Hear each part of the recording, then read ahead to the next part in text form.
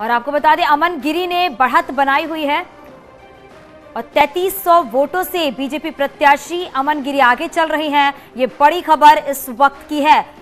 तो उपचुनाव को लेकर पल पल की तस्वीरें भी हम आप तक पहुंचा रहे हैं, लेकिन बड़ी खबर ये मिल रही है बीजेपी प्रत्याशी अमन गिरी 3300 वोटों से आगे चल रहे हैं, क्योंकि गोला गोकर्णनाथ पर जो उपचुनाव हुए थे उसकी काउंटिंग जो है वो शुरू हो चुकी है। 32 राउंड में ये काउंटिंग होनी है। 14 जो वो है सेंटर्स हैं वो बनाए गए हैं जहां पर ये काउंटिंग चल रही है। और अब बताया यह जा रहा है कि 3300 वोटों से अमन गिरी जो है वो आगे चल रहे हैं।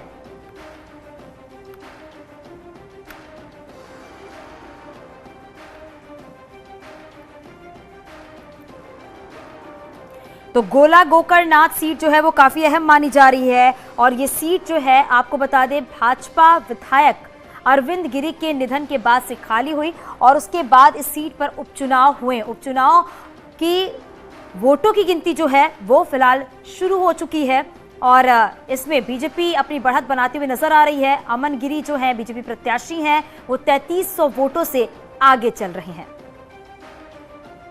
इसमें 14 टेबल्स पर मतगणना चल रही है और जितने मतगणना कार्मिक हैं, जो भी शांति व्यवस्था के लिए बाकी कार्मिक हैं, सभी अपनी अपनी ड्यूटियों पे मुस्तैद हैं। अभी तक 2 राउंड की मतगणना पूर्ण हो चुकी है। उसके रिजल्ट अभी मीडिया में शेयर करेंगे। जो प्रथम दृष्टया उसके आउटकम है उसमें लगभग 8300 मत भाजपा को मिले हैं, लगभग 5000 मत सपा को मिले हैं। लगभग 3300 मतों से भाजपा के प्रत्याशी 2 राउंड के बाद आगे चल रहे हैं और जो अन्य व्यवस्थाएं हमारी हैं वो सभी हम लोग पूर्ण कर रहे हैं।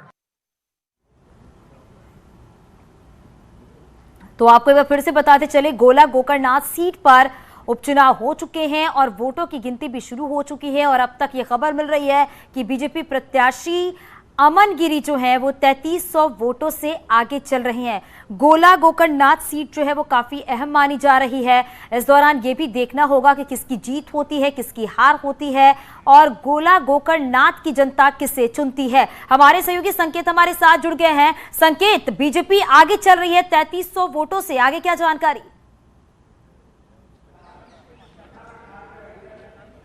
बिल्कुल, देखिए ये एक बड़ी खबर है कि चौथे चरण की काउंटिंग शुरू हो गई है। हमारे साथ में हमारे साथी हैं न्यूज़ 18 के सहयोगी मनोज जी।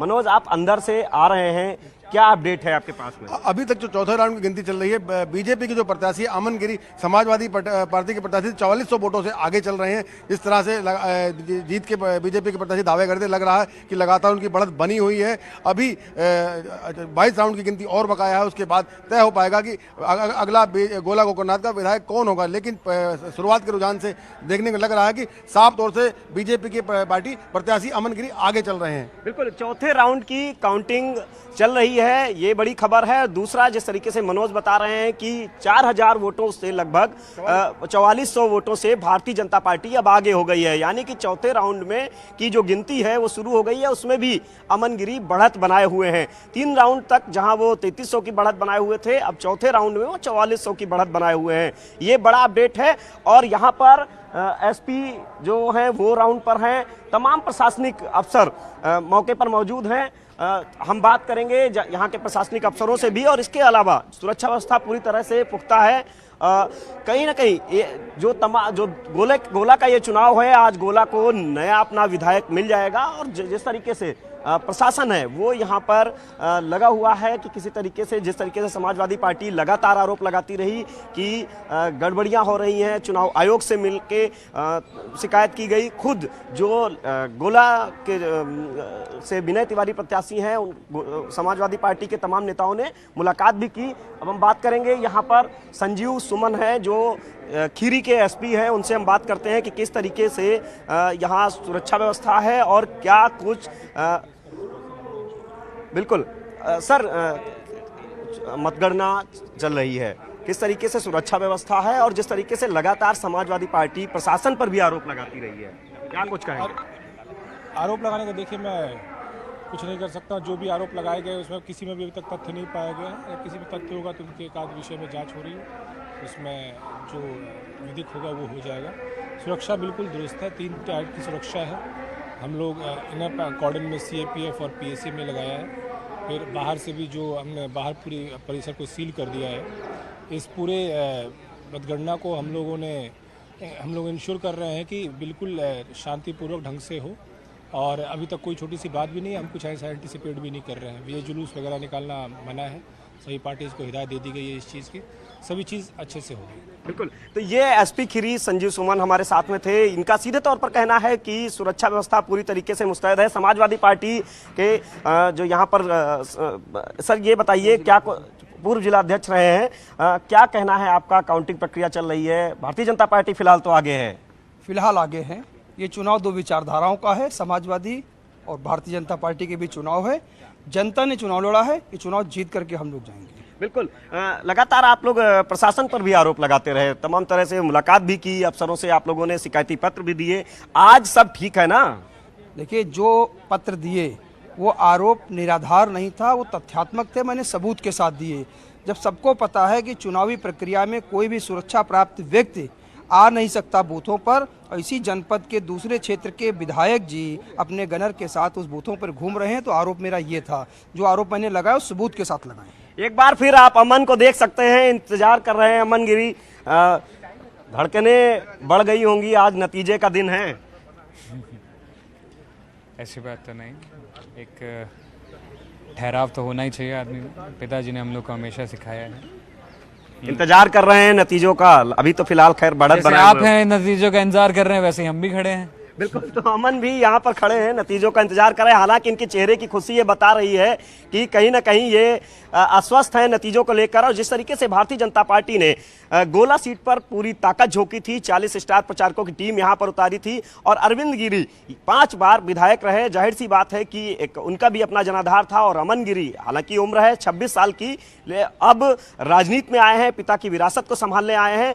आज का दिन इनके लिए भी महत्वपूर्ण है, और वहीं गोला को आज अपना विधायक मिल जाएगा। बिल्कुल संकेत, क्योंकि अभी जिस तरीके से आप अमन गिरी से बात कर रहे थे वो काफी सुनिश्चित नजर आ रहे थे, और जब वो सुबह बाबा गोला गोकर्णनाथ के मंदिर में पहुंचे हुए थे दर्शन करने के लिए, उनसे जीत का आशीर्वाद लेने के लिए, तभी उन्होंने कहा था वो जीत का दावा कर रहे हैं। हालांकि अभी इंतजार करना होगा, क्योंकि 32 राउंड की काउंटिंग है, जिसमें से अभी ये भी है कि अभी कुछ राउंड बचे हुए हैं, यानी कि 22 राउंड बचे हुए हैं जिसमें काउंटिंग होनी है। लेकिन संकेत, एक बात जरा आप बताइएगा, क्योंकि लगातार आप वहां पर कवरेज कर रहे हैं, वहां की जनता से भी आपने बात, क्योंकि कौन से अहम मुद्दे हैं जिसको लेकर जनता ने वोट किया है?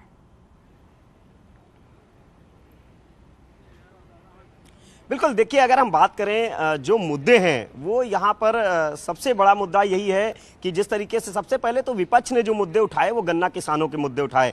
और गोला एक ऐसी जगह है जिसको एक औद्योगिक लिहाज से ये बहुत सशक्त जमीन है, यहाँ पर तमाम फैक्ट्रियाँ हैं, तमाम मिलें हैं।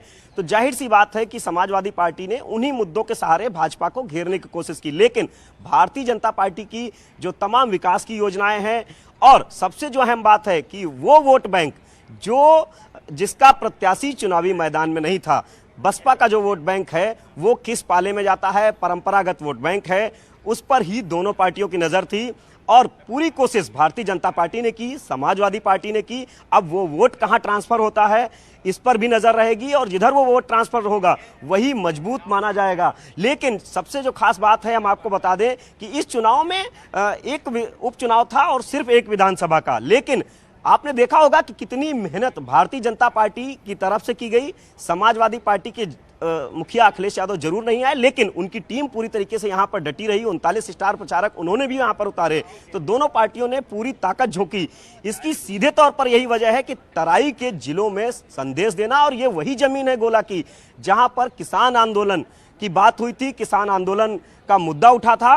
अब उस मुद्दे का भी लिटमस टेस्ट है। आज जो नतीजे आएंगे वो काफी हद तक प्रभावित करेंगे सिर्फ गोला के सियासत को नहीं, बल्कि तराई के उन 5 जिलों की सियासत को भी प्रभावित करेंगे, चाहे वो पीलीभीत हो, शाहजहांपुर हो, लखीमपुर हो, सीतापुर हो और बहराइच हो। 100 से ज्यादा विधानसभा सीटें हैं, निकाय चुनाव नजदीक हैं, उसके बाद लोकसभा का चुनाव है। पार्टियों ने पूरी ताकत झोंकी थी कि किसी भी तरह से कोई कमी ना रह जाए, जिससे आगे निकाय चुनाव में जाना है, लोकसभा के चुनाव में जाना है, और उपचुनाव के जो नतीजे हैं वो मनोवैज्ञानिक रूप से काफी प्रभावित करते हैं। यही वो वजह है कि भारतीय जनता पार्टी के रणनीतिकारों ने भी पूरी मेहनत की। समाजवादी पार्टी ने सीधे तौर पर चुनौती दी, और भले ही 7 प्रत्याशी गोला उपचुनाव में अपनी किस्मत आजमा रहे हों, लेकिन जो टक्कर है वो 2 प्रत्याशियों के बीच में है, विनय तिवारी